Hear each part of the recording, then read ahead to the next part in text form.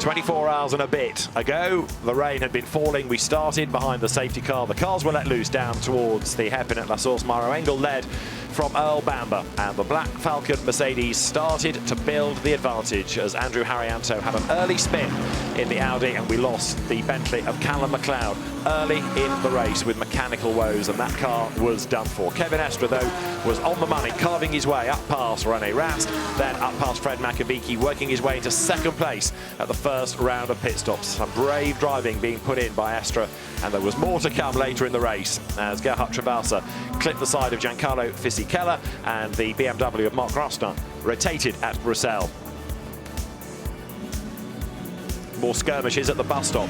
This time it was the number 37 BMW of 3Y technology glancing off Kim Louis Schramm, almost getting in the way of some of the quicker Porsches, but then that 3Y BMW was out spectacularly. Very badly damaged, not only the car but the barriers too. Jean-Paul Buffin, the driver, was okay but a bit shaken and bruised and battered, and we went racing again with Nick Tandy in the lead, but a drive-through penalty for the car setting a fastest sector times under a waved yellow did for that. Ryan Ratcliffe's incident here did for the Team Parker Racing Bentley. The car absolutely annihilated at the back, going off at high speed. The Silver Cup winners had a scare early on as well, didn't they? Because there Jordan Witt got involved with the Porsche, and here Andrea Caldarelli clipped an Audi and was clipped by the Ram Racing Mercedes. Pipo Derani did not want to give way to the leading Luca Stolz, who put a lap on him as they plunged down the hill. And then the rain started to come as we headed into the evening. Drivers cycling through pit stops, but also trying to work out what they should be doing about tyres. Was it time to go to wet, or could they brave it out on slicks? And this was the real dilemma. Nobody wanting to have yet another unscheduled pit stop. The rain got heavier though as we got towards 10 p.m. and this car was leading the Silver Cup, the Stein Schotthorst, Peter Schotthorst, Mathieu Drudy, Attempto Racing Audi. Another Audi in strife though was that returning 80. After its early spin, it was back in the race and back in the wall. However, it did get going again, albeit badly delayed. The 999 Mercedes was another car that was up and down the order in the early stages of the event, and as the rain fell, so up the order came 25. The Santalok Audi running out of sequence against some of the race leaders, but picking up places nicely. As darkness fell, number 72 found itself as the leading car, the Ferrari of Davide Rigon, Mikhail Alyoshin and Miguel Molina at the 6-hour mark, and got a bag full of points. A rather grumpy Frank Stippler was caught up with the John Edwards BMW, damage to both, and the 91 Herbert Porsche came into the pits with front damage. Then the 72 Ferrari had another scare, another spinner right ahead of it as they went through Bruxelles. Away went the 563 Lamborghini, struggling for traction on the wet pit floor. And another spinner, the AF Corsa 52 Ferrari. Andrea Bertolini, one of the drivers of that, but it would be a retirement before dawn broke. Finding traction, finding track position, absolutely essential as the cars came through the bus stop and accelerated up over the line. Conditions getting worse, not only in terms of the fading light as the 74 Mercedes had a spin behind the 72 Ferrari, but also because the grip levels were changing all the time. It started to dry a little bit, so it was on to slicks. Then the rain came and you needed wet tyres once again. The constant dilemma. Do you follow the herd? Do you try and gamble? It's a brave man that does that and wins here at Spa where the weather is concerned. The safety car was brought out once more because of the conditions. The road now saturated in the early hours of Sunday morning. They were released, but it was a real challenge. And on the radio, the drivers were saying to the teams and getting the message relayed to race control that it was really dangerous out there, as the Santalok Audi proved a spin on its own.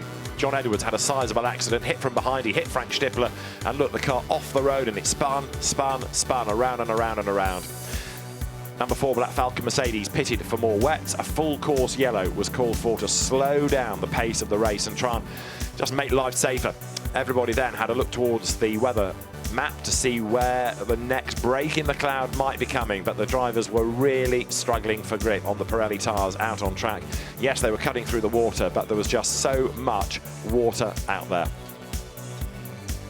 The marshals, as ever, the unsung heroes, and that yellow flag had a lot of use until it was replaced by a red light. The race was suspended at round about 5:45 this morning, and we didn't get the cars out again until just after 11:20. The rain carried on falling. There was a team managers meeting at 8 o'clock. They were all on board with the suspension, and then we got back in business, with a safety car start around about 12 o'clock by the time they'd all been gridded. And we went racing, with Christian Engelhardt being the man in charge. Zaid Ashkanani's green Porsche worked its way into contention. But Mikhail Alyoshin was under attack. So too Rene Rast, as Chris Goodwin came across the front of him. That did damage on the Aston Martin, and that car effectively out of contention in the AM Cup. Dennis Lynn dive-bombed Alyoshin going down towards the hairpin at La Source. Through he went. Dennis the Menace, in a car that excels in these conditions, went through. Alyoshin then got up the curve coming out of the pit path, bounced off Ollie Jarvis's Nissan, and he lost many laps with suspension damage and ultimately retired as well. Graham Davidson had a spin from the outside of Blancpain to the wall on the in. That did enough damage to put that car out of the race. So another full course yellow to safety car, more pit stops, Valkenhorst and Dynamic Motorsport there taking the opportunity to switch drivers, and all of that put the #1 Audi into the lead of the race. Rene Rast at the wheel of it. He would give way to Robin Frins, and the battle to be second went the way of the Porsche, because that was a very brave Klaus Bachler going through, and Frederik Verveech had a wild old ride running wide coming out of Blancpain.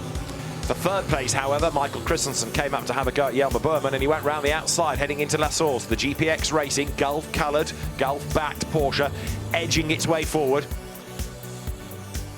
And still for the Silver Cup lead, it was the metronomically efficient Barwell Motorsport run Lamborghini Huracan.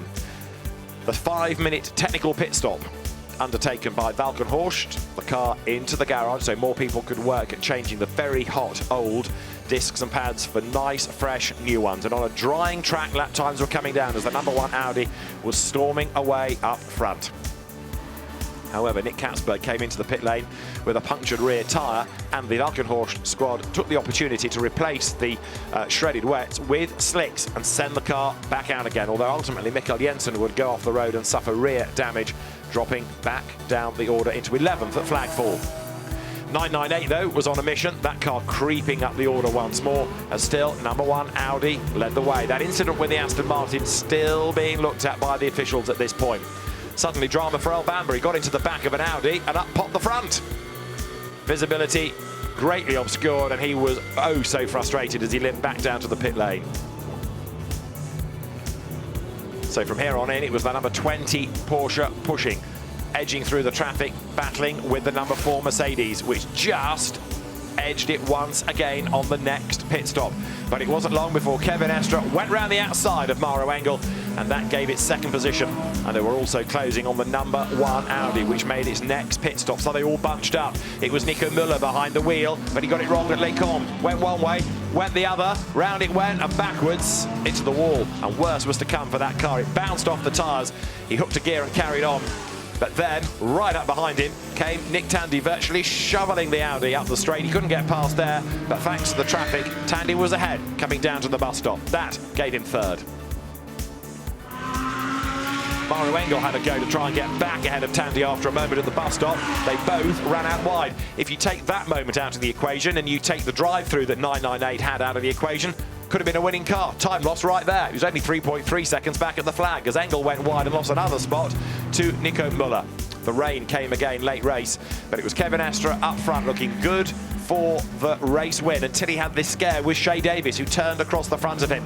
That may have done a bit of damage on the left front corner, but there was big damage done to Benny Simonson's 911 as he thundered across the road in the last 20 minutes of the race into the barrier. Absolutely destroyed the car, and that became a full course yellow into a safety car. And so everybody bunched up. The order was massively slowed and of course concertinaed when the safety car came out, and as we got going again, it was Kevin Estre leading the way once more as the cars turned their way down towards Pouen, where Klaus Bachler collided with Rene Rast and Jens Lieberhauser. And with 3 more cars off the road, it was another full course yellow and another safety car, all of which was depriving Nick Tandy of the chance to challenge. 78 Barwell Silver Cup Lamborghini heading for a win. TF Sport Oman Racing Team heading for a Pro-Am victory as well. In the Rinaldi Ferrari, it was an AM trophy to take home. But the overall winners of the Total 24 Hours of Spa for GPX Racing, Mikkel Christensen, Richard Lietz and Kevin Estre, the winners of the 71st Total 24 Hours of Spa. Great delight down in the pit bunker, and it was Kevin Est savouring the moment on the in-lap as he worked his way round to Parc Fermé, clambered from the car, an absolutely delighted driver. It's been another fantastic race. If you've been with us all the way on the live stream, thank you for your company. On behalf of Bob Varsha, John Watson, Martin Haven, Charlie Butler-Henderson, Dakota Jane and Ryan Marine, who've done sterling work either in the booth or in the pits, and from me, David Addison, we hope you've enjoyed this amazing installment in the history of the Total 24 Hours of Spa, and all of these drivers so graphically showing their emotion on the podium have certainly done so as well. But when it mattered, it was Porsche that came through as the overall winning brand, the first time Porsche has won since 2010. And the celebrations for the overall winning team was going to be underway, and as spectacular as these celebrations in the Silver Cup. All smiles from the engineers down in the pit lane. But there, the biggest trophy of the lot, the coveted Spa 24 winning trophy for Michael Christensen, Richard Lietz and Kevin Est at the end of a great Spa 24 Hours. From all of us, from Ryan Marine, Charlie Butler-Henderson, Dakota Jane, Martin Haven, John Watson, Bob Varsha and me, David Addison, thanks for your company. It's been another fabulous race here at the Spa 24 Hours. There'll be more of the same in 12 months' time. Bye-bye.